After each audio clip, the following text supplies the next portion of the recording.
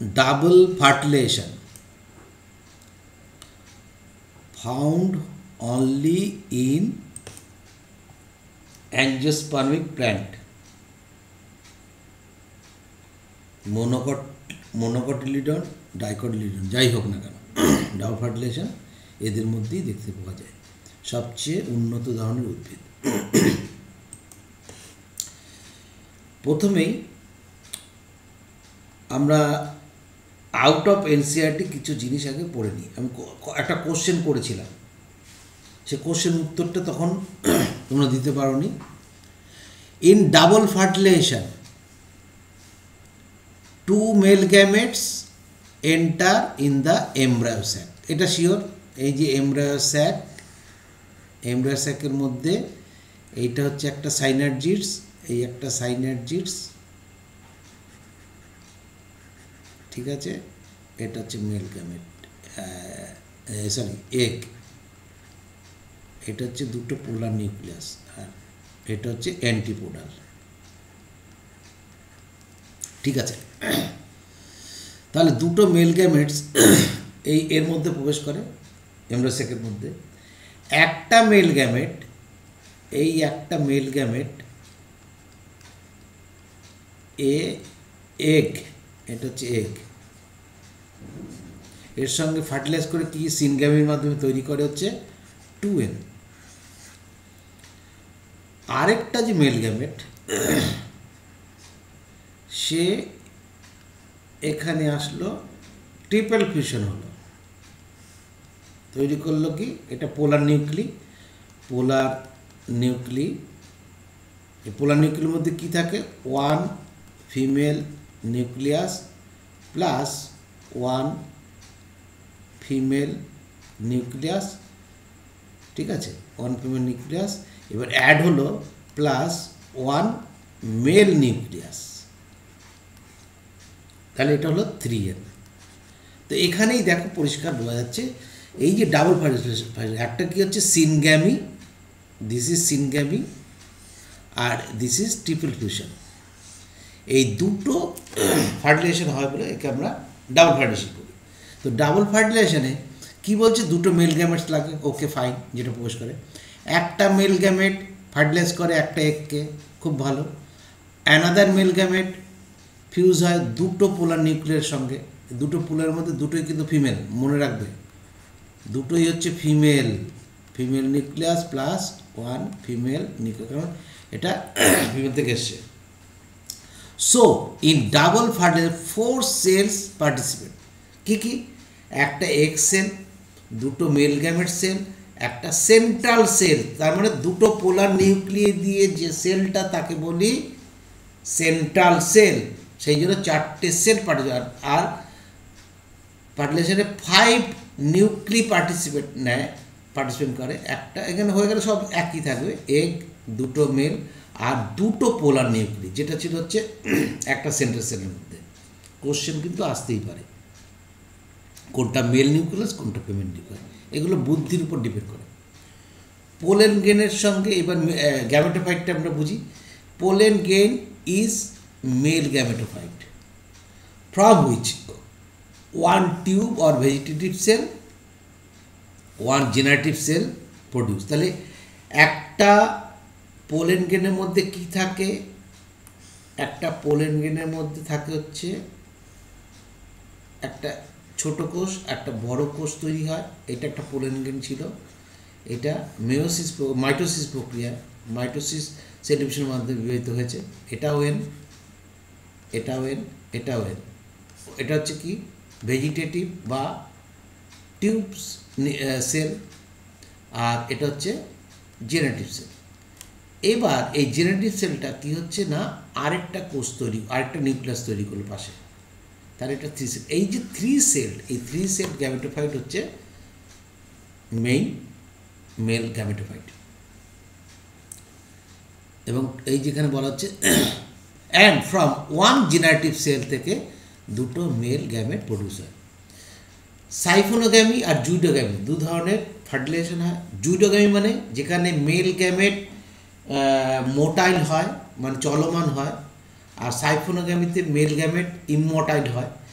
সেখানে ক্যামোটেকটিক চলন হয়, কেমিক্যালের মাধ্যমে যায়, সেখানে বিভিন্ন তোমার হচ্ছে কি বলবো এনজাইম কাজ করে। আর জুডোগ্যামি হচ্ছে নিম্ন স্তরে, মানে অ্যালগি, ফানজাই, তোমার হচ্ছে থ্যালোফাইটা, ব্রায়োফাইটা, টেরিডোফাইটের মধ্যে হয়। আর সাইফোনোগ্যামি হয় হচ্ছে জিমনোস্পার্ম অ্যান্ড অ্যাঞ্জিওস্পার্মের মধ্যে। কারণ এখানে সাইফন মানে একটা টিউবের মধ্যে, টিউব সেলের মাধ্যমে হয়। এখানে আরেকটা জিনিস যেটা কাজ করে, যেটা হচ্ছে টিউব সেল বা ভেজিটেটিভ সেল গাইডেন্স করে। এবং এছাড়া অবটুরেটরস একটা নতুন সেল বা টার্ম, যেটা কিন্তু গাইড করতে সাহায্য করে। তো সাইফোনোগ্যামিটা পড়ি। Siphonogamy when pollen tube carries male gametes with the guidance of tube or vegetative cell. ঠিক আছে, তাহলে কে গাইডেড করছে? Tube cell. মিলল আগে যেটা বলেছিলাম। Obturators cells also guide the passage of pollen tube towards micropyle. কোন দিক দিয়ে যাবে? ইন্টিগুমেন্টে যাবে, না চ্যালাজাদের দিয়ে যাবে, না তোমার মাইক্রোবাল দিকে যাবে, সেটা ডিপেন্ড করবে কে? Obturators. Tube or vegetative cells ultimately degenerated, mainly antipodal এবং আমরা জানি হচ্ছে সাইনার্জিপস তো ধ্বংসই হয়ে যায়, আর অ্যান্টিপোডাল ডিজেনারেট করে যায়, আর টিউব সেল ও ডিজেনারেট করে যায়, ক্ষয়প্রাপ্ত হতে হতে ধ্বংস হয়ে যায়। দেখো মেইনলি আমি এখানে বলছি কমপ্লিট মেল গ্যামেটোফাইট হচ্ছে 3 এন্ড সেল। 3 এন্ড সেল মানে এই হচ্ছে 2 এন্ড সেল, এটা হচ্ছে দুটো এন, মানে 2 তো লেখা যাবে না, এই একটা এন, এই একটা এন। তাহলে এটা এসে কি সিঙ্গেল এন থেকে একটা তৈরি করেছে হচ্ছে টিউব নিউক্লিয়াস বা ভেজিটেটিভ নিউক্লিয়াস, একটা হচ্ছে জেনারেটিভ নিউক্লিয়াস। এই জেনারেটিভ নিউক্লিয়াস থেকে পরবর্তী তৈরি হচ্ছে দুটো মেল গ্যামেটস, এবং টিউব নিউক্লিয়াস যেটা পোলেন থেকে তৈরি করেছে টিউব নিউক্লিয়াস বা ভেজিটেটিভ নিউক্লিয়াস সবসময় আগে পথ দেখিয়ে নিয়ে যাবে কোন দিকে যাবে। ঠিক আছে, আর এটা হচ্ছে বাইনিউক্লিয়েটেড মেল গ্যামেটোফাইট, আর এটা হচ্ছে 3 নিউক্লিয়েটেড মেল গ্যামেটোফাইট। 60% ক্ষেত্রে মনে পড়ছে আমরা এইভাবে জানি বেরিয়ে আসে, আর 40%-এর ক্ষেত্রে 3 সেল অবস্থায় বেরিয়ে আসে, এটা আমাদের জানা হয়ে গেছে। এবার এ কোথার থেকে প্রবেশ করবে, এই টার্মগুলো তোমরা দেখে নেবে। অ্যান্টিপোডালসের কোন দিকে থাকবে? সবসময় সাইনার্জিসের অপোজিট থাকে অ্যান্টিপোডালস, এটা হচ্ছে সাইনার্জিস। তাহলে এটা কি আছে? এটা কি ধরনের সজ্জা আছে? অর্থোডক্স নয় কিন্তু, হ্যাঁ, অর্থোট্রোপাস নয়, অ্যানাট্রোপাস হিসাবে আছে, আমরা জানি, এটা পড়ে এসেছি। পোলার নিউক্লি কোনটা? তাহলে এই যে টিউব নিউক্লিয়াস এই পাশ দিয়ে ঢুকে এখান থেকে যাচ্ছে, তাহলে মাইক্রোপাইলার হচ্ছে, তাহলে এটা পোরোগ্যামি। ঠিক আছে, কিন্তু 3 টাইপস অফ হয়। 3 টাইপস অফ হয়, এই যে এখানে বলা হয়েছে there are many types by which pollen tube can reach in embryo sac প্রবেশ করবে। যদি মাইক্রোপাইলার পোর্ট থেকে যায় তখন হচ্ছে পোরোগ্যামি, যদি চালাজার এন্ড থেকে যায় তখন তাকে চালাজোগ্যামি, যদি ইন্টিগুমেন্টস থেকে ঢোকে তাহলে হচ্ছে মেসোগ্যামি। যেখান থেকে ঢুকুক না কেন প্রত্যেকে কিন্তু মাইক্রোপাইল থেকে প্রবেশ করতে হবে। দেখো ডায়াগ্রামটা দেখো, প্রথমটা হচ্ছে পোরোগ্যামি, কোথার থেকে এসছে না এই যে পোলেন টিউবটা, this is pollen tube, micropyle দিয়ে প্রবেশ করেছে, কোনো প্রবলেম নেই। কিন্তু মেসোগ্যামিতে এই যে ইন্টিগুমেন্ট, এই ইন্টিগুমেন্ট থেকে প্রবেশ করে কিন্তু সরাসরি ঢুকতে পারেনি, কিন্তু সরাসরি ঢোকেনি, কিন্তু প্রবেশ করে তাকে ঘুরে আসতে হয়েছে পোরের এই তোমার মাইক্রোপাইলে, সেইখান থেকে প্রবেশ করতে হয়েছে। আরেকটা হচ্ছে চ্যালাজা দিয়ে প্রবেশ করে কিন্তু তাকে ঘুরে আসতে হয়েছে, মানে ঠিক একই জায়গায়, তার মানে মাইক্রোপাইলের এন্ডের মাইক্রোপাইল থেকেই প্রবেশ করতে হয়েছে, সেই জন্য সেটা চ্যালাজা। এটা কি ডিপেন্ড করছে কোথার থেকে প্রথমে প্রবেশ করছে? তোমার পোলেন টিউব।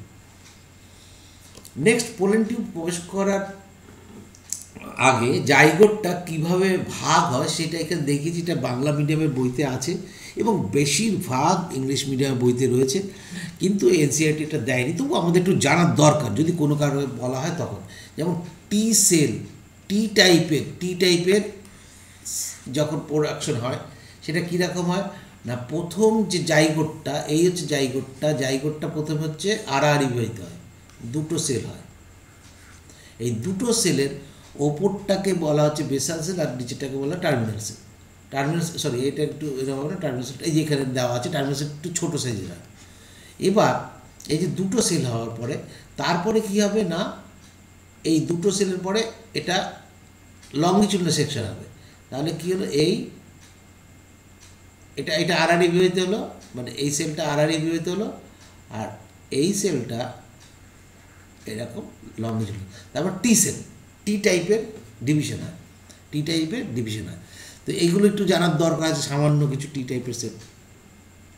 এখানে 3 সেল অবস্থা হচ্ছে, তারপর কোয়াড্র্যান্ট হয়, মানে 4টে কোষযুক্ত হয় ভ্রূণ, তারপর হচ্ছে অক্ট্যান্ট, মানে 8টা কোষযুক্ত ভ্রূণ, তারপর হচ্ছে কি নিচের যে ভ্রূণ সেখান থেকে টার্মাটোজেন হয়। এগুলো সব হচ্ছে কি, এগুলো এই ওপরের দিকটা হচ্ছে মাইক্রোপাইলার এন্ড, আর এটা হচ্ছে চ্যালাজাল এন্ড। এটা মাইক্রোপাইলার এন্ড, এটা হচ্ছে চ্যালাজাল এন্ডেই কিন্তু, যেটা তোমাকে মনে রাখতে হবে,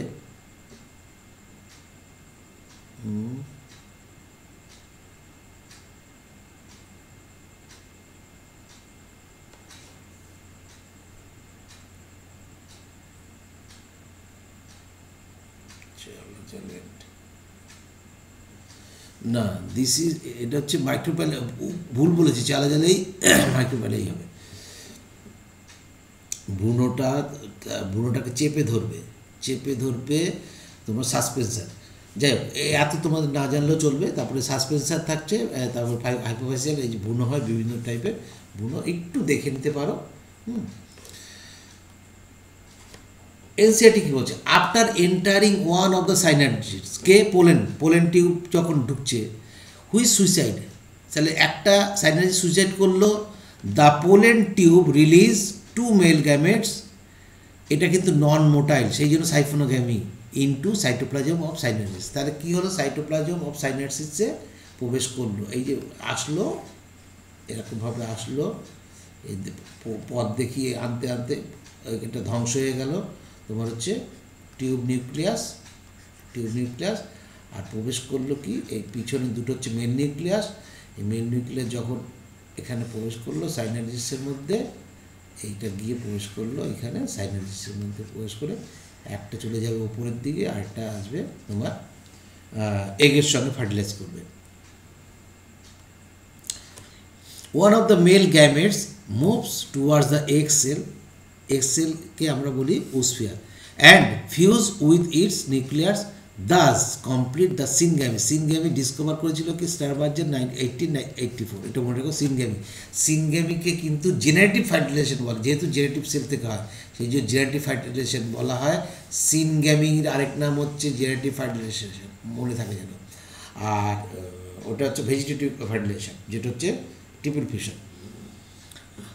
নেক্সট হচ্ছে this results in the formation of diploid cell, that is zygote আর উস্পিয়ার হলো। কেন উস্পোর হলো, উস্পিয়ারের সঙ্গে মিলিত হয়েছে মেল গ্যামেট, সেই জন্য উস্পিয়ারের সঙ্গে মিলিত হয়েছে, সেই জন্য উস্পোর।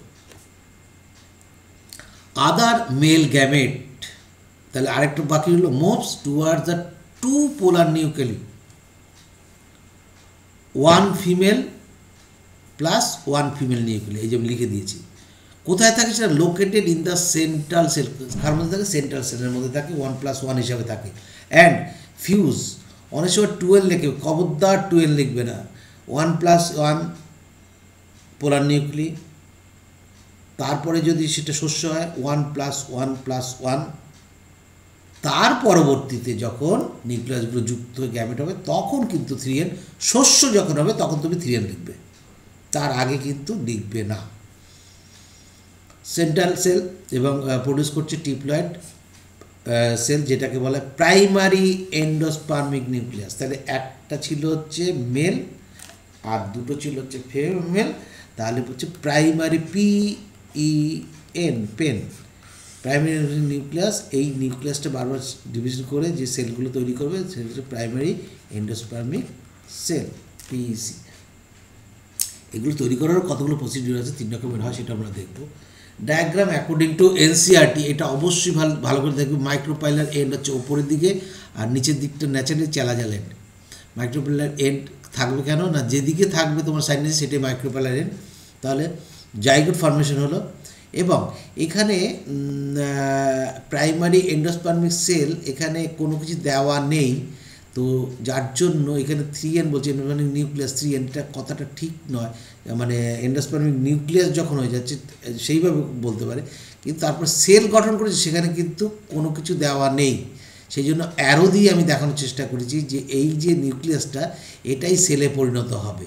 হ্যাঁ, তো এটা অ্যাকর্ডিং টু এনসিআরটি ডায়াগ্রাম বলে আমি এইটুকু চেঞ্জ করেছি।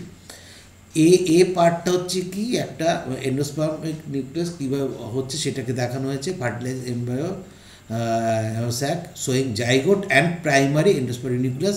আর বি পার্টটা শুরু হয়েছে এই জাইগোট থেকে শুরু করে এই শেষ অবধি। এইখানে যা যা টার্ম আছে, জাইগোট প্রথম হচ্ছে বলেছিলাম যে তোমার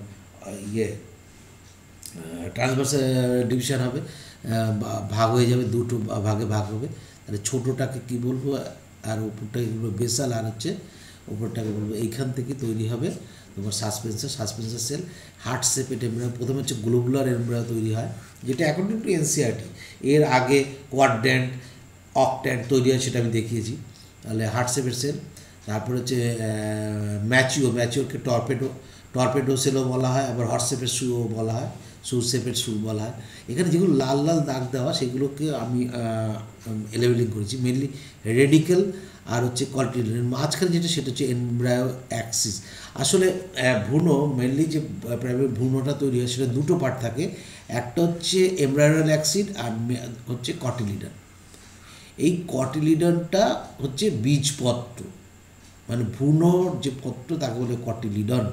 হ্যাঁ, আর ওপরের পার্টটা রেডিকেল, মানে রেডিকেল ওপরের পার্টটা, নিচের পার্টটা এই নিচের এই ওপরের পার্টটা এখানে যেটা দেখাচ্ছে সেটা কিন্তু মাইক্রোপাইলার এন্ডে, যেটা বলেছিলাম মাইক্রোপাইলার এন্ড হচ্ছে ওপরের দিকটা। কেন এখানে দেখাচ্ছি, আগের যে ডায়াগ্রামটা কেটে আমি করলাম আবার, সেটা কেন করলাম দেখো এখানে, এই যে এখানে আমি মাইক্রোপাইলার এন্ড হচ্ছে এই দিকটা। হ্যাঁ, মাইক্রোপাইলার এন্ড হচ্ছে এই দিকটাই হবে, এটা ভুল করে ঠিকই করেছিলাম।